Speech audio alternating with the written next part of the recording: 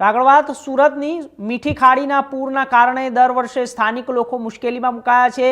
સ્થાનિકોની માંગ તાત્કાલિક કાયમી ઉકેલ લાવી ખાડી પૂરથી રાહત અપાઈ છે। દર ચોમાસે મીઠી ખાડી વિસ્તારમાં પૂર જેવી સ્થિતિ સર્જાતી હોવાનો લોકોનો આક્ષેપ છે। વર્ષોથી ચાલતી સમસ્યાનું કાયમી નિરાકરણ લાવવાની સ્થાનિકોની ઉગ્ર માંગ ખાડી પૂરથી વારંવાર પ્રભાવિત થતા પરિવારોમાં લોકો ભારે રોજ દર વર્ષે કાયમી ઉકેલ સર્જાય તે માટે તંત્ર સમક્ષ માંગ ઉઠી છે અને પૂરની સમસ્યાથી લોકો ત્રસ્ત જીવન પ્રભાવિત તાત્કાલિક અસર યોજના ખાડી પૂરથી કાયમી રાહત આપવા માંગ ઉઠી છે। हाल जे रीते वरसाद जे पड़ी रह्यो छे जे उपरवासमां वधारे वरसादना लईने ज्यारे सूरतमां खाड़ी पूर परिस्थिति जोवा मळी रही छे। आ जे विस्तार छे आपणे मीठी खाड़ी विस्तारमां उपस्थित छे जे हजारोनी संख्यामां मकानो आवेला छे। ज्यारे अत्यारे जे खाड़ी पूરની परिस्थितिमां ज्यारे गरकाव थई गयो छे ज्यारे अत्यारे आपणे आ मीठी खाड़ीमां जे मकानो छे मकानोमां जे बाळको उपर रही रह्या छे कोई जातनी एમને सुविधा નથી આપવામાં આવી રહી છે। જ્યારે દર વર્ષે આ ખાડી પૂરની સમસ્યાથી લોકો પીડાતા હોય છે। જ્યારે અહીંયાના લોકો આપણા પાસે ઉપસ્થિત છે લોકો પાસેથી આપણે પૂછવા માંગશું કઈ રીતની પરિસ્થિતિ રહે છે। આપણે લોકો અહીંયા આપણા સાથે છે। શું કહેશો કઈ રીતની પરિસ્થિતિ જોવા મળે છે? દર વર્ષે આવી પરિસ્થિતિ તમારે ભોગવવું પડે છે?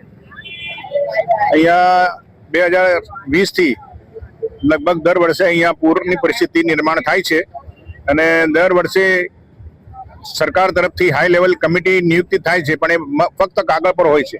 અહીંની પ્રજા ઈચ્છે છે કે આનો નક્કર આવે અને કાયમી જે પૂર આવીને લોકો ત્રસ્ત થાય છે એનો કાયમી નિકાલ આવે એવી અહીંની પ્રજાજનોની માંગ છે।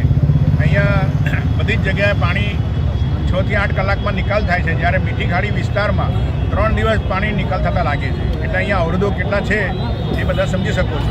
એટલે અમારી એ જ લાગણી અને માંગણી છે કે ભાઈ બંને તરફ 15 ફૂટ ડિમોલેશન કરી પાણીનું વહેણ કુદરતી રીતે જે પહેલાં હતું તે રીતે કરો અને નક્કર પરિણામ લાવો।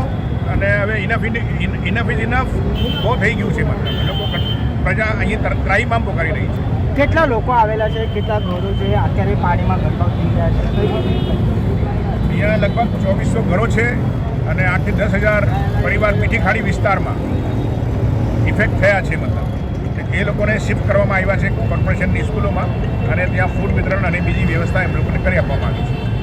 શું તમારી માંગ રહેશે? કઈ રીતની પરિસ્થિતિ અત્યારે જોવા મળશે? 2020 થી અહીંયા લોકો પ્રજા ત્રાહીમામ છે અને દર વર્ષે હાઈ લેવલની મિટિંગો થાય છે અને મિટિંગ થયા પછી કોઈ બી એક્શન લેવામાં આવતું નથી। કેટલા લોકોને હજુ સુધી એક પણ લોકોને કોઈને નોટિસ આપવામાં આવી નથી। ભાઈ આનું પરિણામ લાવો અને નક્કર પરિણામ લાવીને લોકોને આ ત્રાસમાંથી મુક્ત થાય એવી બધાની લાગણી અને માંગણી છે। જે રીતે લોકો પ્રભાવિત થાય છે અને ત્યારે હજારોની સંખ્યામાં લોકો વર્તમાન કરે છે અને જ્યારે અત્યારે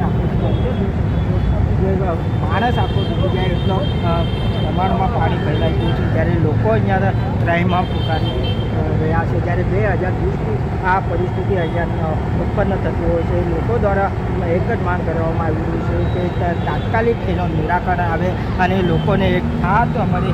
જે રીતે આ જે ખાડી પૂરના પરિસ્થિતિમાં જ્યારે હજારોની સંખ્યામાં લોકો અહીંયામાં પ્રભાવિત થતા હોય છે અને ત્યારે આ લોકો અત્યારે એક જ માંગ કરી રહ્યા છે કે આ તાત્કાલિક નિરાકરણ આવે અને એમાં એ લોકોને રાહત મળે।